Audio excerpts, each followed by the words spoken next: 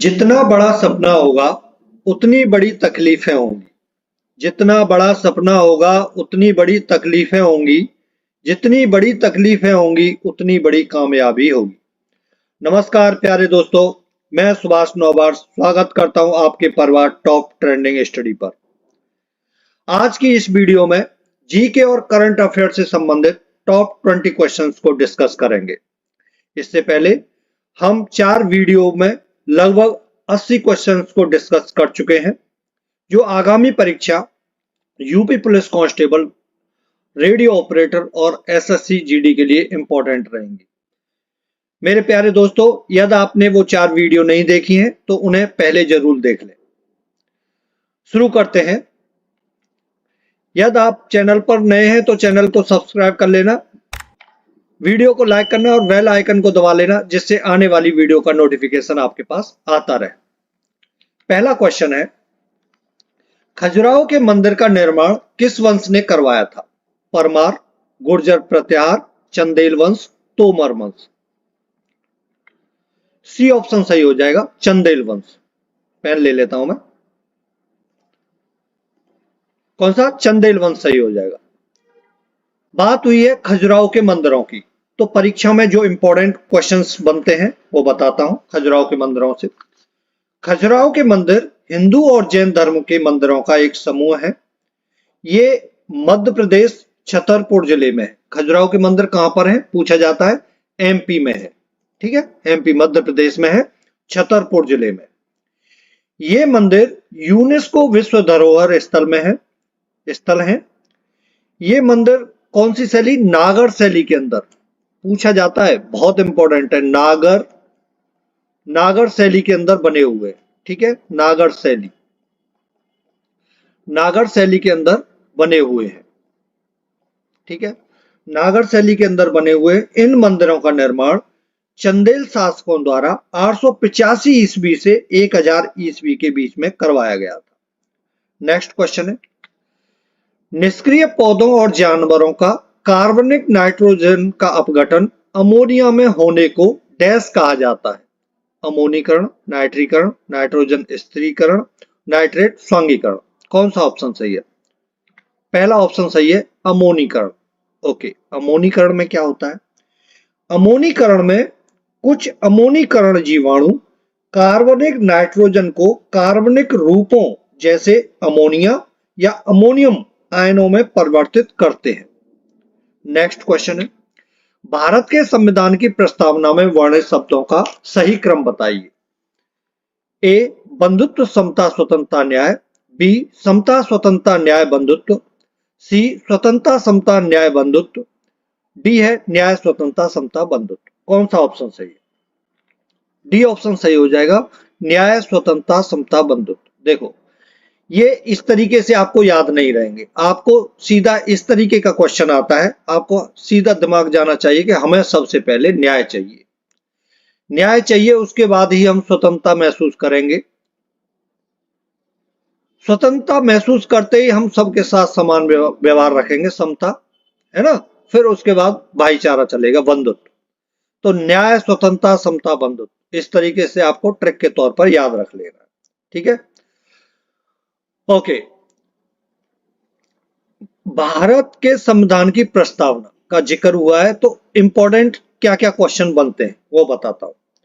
भारतीय संविधान की प्रस्तावना को 26 नवंबर 1949 बताता हूं, 26 नवंबर 1949 डेट याद रखनी है आपको। ठीक है, 26 नवंबर 1949 को अपनाया गया था। क्वेश्चन ये बनता है परीक्षा में कि संविधान की प्रस्तावना को कब अपनाया गया था? 26 नवंबर 1949 को। यहां एक वर्ड आया है स्वतंत्रता। क्या? स्वतंत्रता वर्ड आया है। आपने बहुत सारे लोगों को कहते सुना होगा कि मैं स्वतंत्र हूं, मैं कुछ भी करूं, आपको क्या करना। संविधान ने स्वतंत्रता की आजादी दे रखी है मुझे। बहुत सारे लोगों से सुना होगा ये सेंटेंस। मैं बताता हूं कि स्वतंत्रता का अर्थ क्या है। जो भारतीय संविधान में स्वतंत्रता वर्ड दिया गया प्रस्तावना के अंदर, इसका मतलब क्या है? स्वतंत्रता लोगों को अपने जीवन शैली चुनने, राजनीतिक विचार रखने और समाज में विचार रखने की स्वतंत्रता देता है। प्रस्तावना में वर्णित स्वतंत्रता का मतलब है कि व्यक्ति कुछ भी कर सकता है, लेकिन कानून द्वारा निर्धारित सीमा के अंदर ही रहकर कुछ भी काम करेगा। ठीक है, कानून द्वारा निर्धारित सीमा के अंदर रहकर ही कुछ काम करेगा। ये विशेष इंपॉर्टेंट है, ध्यान रखना है, कहीं भी कानून नहीं तोड़ना है।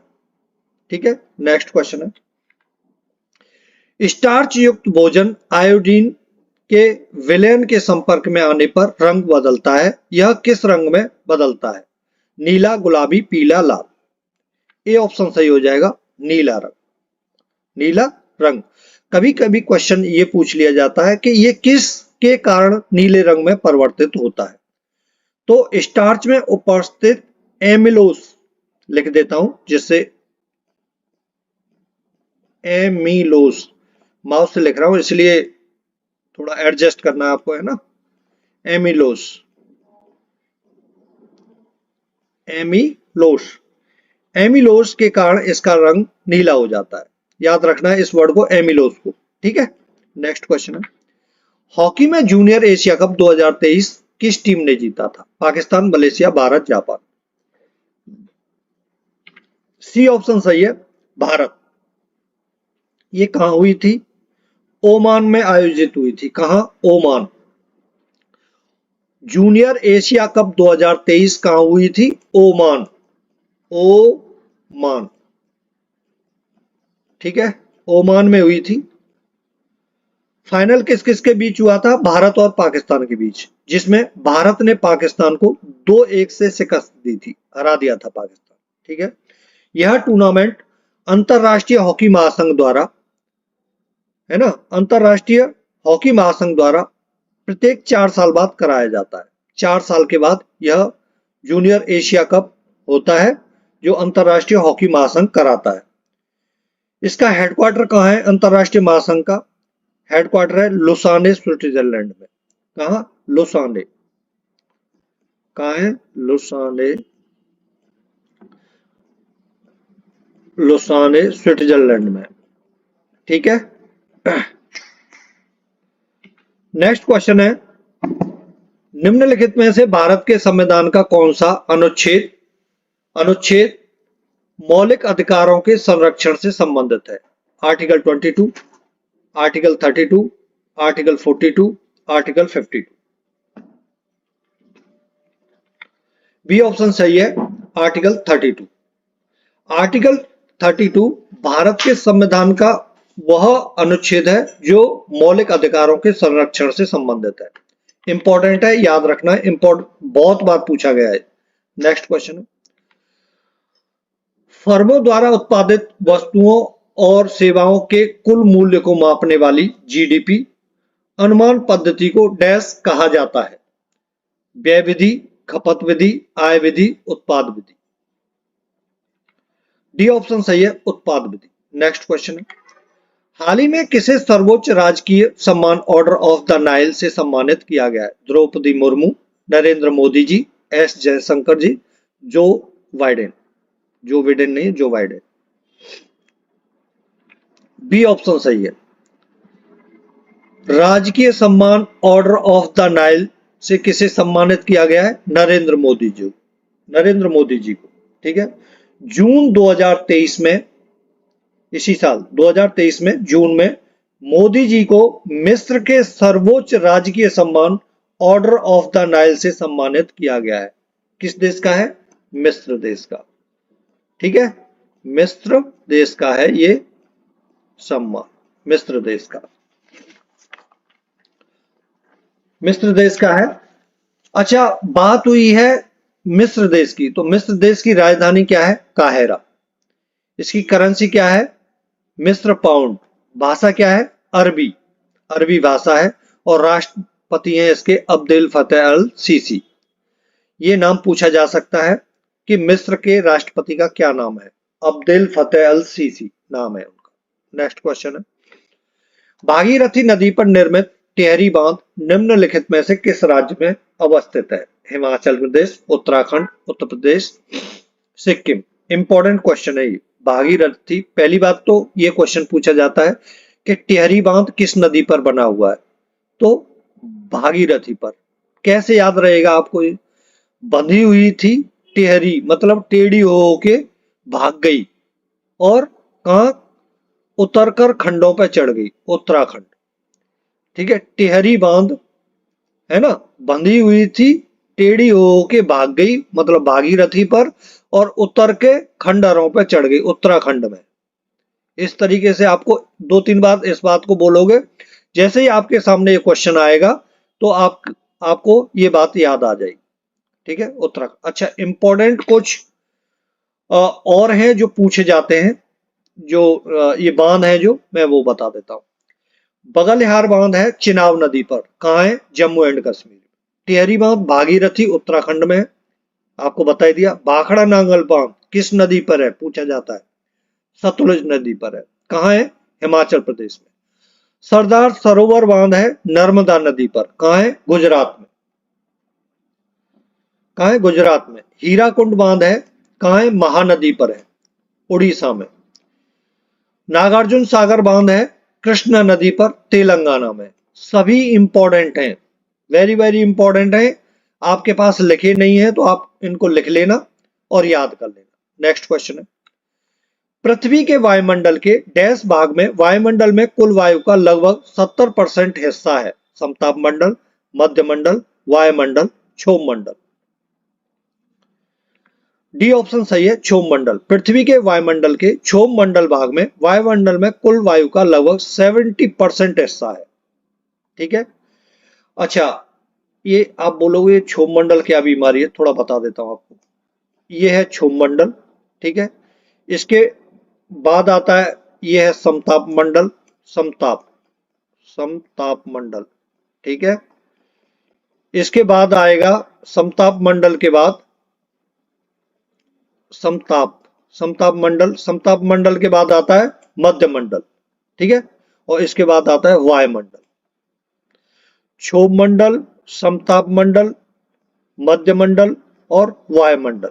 तो यहां से यहां तक कि लगभग जो सॉरी ये पृथ्वी है ना, ये पृथ्वी है, मान लो ये पृथ्वी है, यहां से क्षोभ मंडल की हाइट होती है लगभग 17 किलोमीटर, 17 किलोमीटर, ठीक है। तो उसमें सब 70% वायुमंडल में जितनी वायु होती है उसका क्षोभ मंडल में 70% वायु होती है। इससे ऊपर वायुमंडल में वायु कम होती चली जाती है, इसीलिए तो ज्यादा ऊपर चले जाते हैं तब वहां ऑक्सीजन नहीं आता ना। नेक्स्ट क्वेश्चन है, भारतीय संविधान में निम्नलिखित में से कौन सा अनुच्छेद राष्ट्रपति को प्रधानमंत्री नियुक्त करने का अधिकार प्रदान करता है? आर्टिकल 71, 77, 73, 75। डी ऑप्शन सही है, आर्टिकल 75।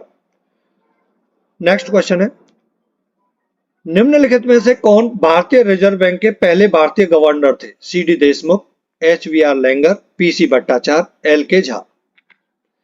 ए ऑप्शन सही है, सी डी देशमुख। आरबीआई की बात हुई है तो आरबीआई की स्थापना हुई थी 1 अप्रैल 1935 को, सॉरी 1 अप्रैल, ठीक है, 1 अप्रैल 1935, ठीक है, 1935 को आरबीआई की स्थापना हुई थी 1 अप्रैल 1935 को। इस आयोग को हिल्टन यंग कमीशन के नाम से भी जाना जाता है, हिल्टन यंग कमीशन। और गवर्नर इस समय आरबीआई के कौन है? श्री शक्तिकांत दास। नेक्स्ट क्वेश्चन है, जनवरी 1931 में महात्मा गांधी के जेल से रिहा होने के बाद कांग्रेस नेताओं ने आगे की कार्रवाई की योजना बनाने के लिए डैश में बैठक की थी? सूरत में, इलाहाबाद में, कलकत्ता, लाहौर। बी ऑप्शन सही हो जाएगा, इलाहाबाद में। नेक्स्ट क्वेश्चन है, भारत में दक्कन के लावा पथ में मुख्य रूप से किस प्रकार की मिट्टी पाई जाती है? जलोढ़ मिट्टी, लाल मिट्टी, काली मिट्टी, लेटराइट मिट्टी। सी ऑप्शन सही हो जाएगा, काली मिट्टी। नेक्स्ट क्वेश्चन है, आर्म्स एक्ट जिसके तहत भारतीयों को हथियार रखने की अनुमति नहीं दी गई थी, डैश में पारित हुआ था? 1878, 1925, 1920, 1855। ए ऑप्शन सही है, 1878 में। नेक्स्ट क्वेश्चन है, भारत के संविधान की निम्नलिखित में से किस अनुसूची में केंद्रीय और राज्य कानूनों की एक सूची है जिसे न्यायालयों में चुनौती दी जा सकती है? छठी अनुसूची, 12वीं अनुसूची, तीसरी अनुसूची, 9वीं अनुसूची। डी ऑप्शन सही है, वो है 9वीं अनुसूची। नेक्स्ट क्वेश्चन है, फारसी को मुगल दरबार की दरबारी भाषा किसने बनाया? अकबर, औरंगजेब, बाबर, शाहजहां। ए ऑप्शन सही है, फारसी को मुगल दरबार की दरबारी भाषा बनाया था अकबर ने। अकबर से संबंधित जितने क्वेश्चन बन सकते हैं और अकबर की वीडियो ऑब्जेक्टिव और थ्योरिकली दोनों वीडियो मेरे चैनल पर हैं। जितने भी मुगल शासक हुए सभी की वीडियो है, आप उनको देख सकते हैं। उनसे संबंधित ऑब्जेक्टिव क्वेश्चंस भी मैंने करा रखे हैं जो परीक्षा में बनते हैं। ठीक है, तो उन्हें आप जरूर देखना, प्ले लिस्ट में चले जाना, वहां देख ले। तो अकबर से संबंधित क्या क्या क्वेश्चन बनते हैं कि अकबर ने इलाहाबाद नामक शहर की स्थापना की थी जो अभी इलाहाबाद के नाम से जाना जाता है। ठीक है, इलाहाबाद लिखूं, इलाहाबाद, इलाहाबाद, ठीक है, इलाहाबाद। इलाहाबाद नामक शहर की स्थापना की थी जो अभी इलाहाबाद के नाम से जाना जाता है। दीन ए इलाही धर्म किसने चलाया था? अकबर ने। मनसबदारी प्रणाली की शुरुआत किसने की थी? बहुत इंपॉर्टेंट है, अकबर ने। फतेहपुर सीकरी में इबादत खाना है जो किसने बनवाया था? अकबर ने। इंपॉर्टेंट क्वेश्चन है। नेक्स्ट क्वेश्चन है, सेंगोल का मूर्तिकार कौन है? इस तरह की है सेंगोल, आप बोले सेंगोल क्या बीमारी है? राम किंकर वेश, पिल्लू पोच खाना वाला, बुम्मदी बंगारू चेट्टी, राम बनर्जी सुतार। सी ऑप्शन सही है, बंगारू चेट्टी।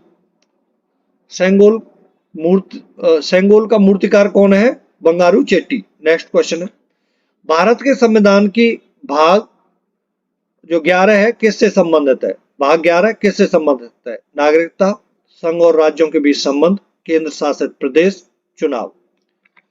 बी ऑप्शन सही है, संघ और राज्यों के बीच संबंध। भाग 11 संघ और राज्यों के बीच से संबंधित है। नागरिकता से संबंधित भाग कौन सा है? सेकंड भाग नागरिकता से संबंधित है। केंद्र शासित प्रदेशों से संबंधित है भाग 8, और चुनाव भाग 15 में दिया हुआ है। चुनाव से संबंधित है भाग 15। एक बहुत आता है, संविधान संशोधन किस भाग में दिया हुआ है? तो भाग 20 में। इंपॉर्टेंट है, ध्यान रखना। नेक्स्ट क्वेश्चन है, डैश जीवित जीवों के क्षेत्र और पर्यावरण के साथ उनके पारस्परिक व्यवहार को इंगित करता है? वायुमंडल, जैव मंडल, जल मंडल, स्थल मंडल।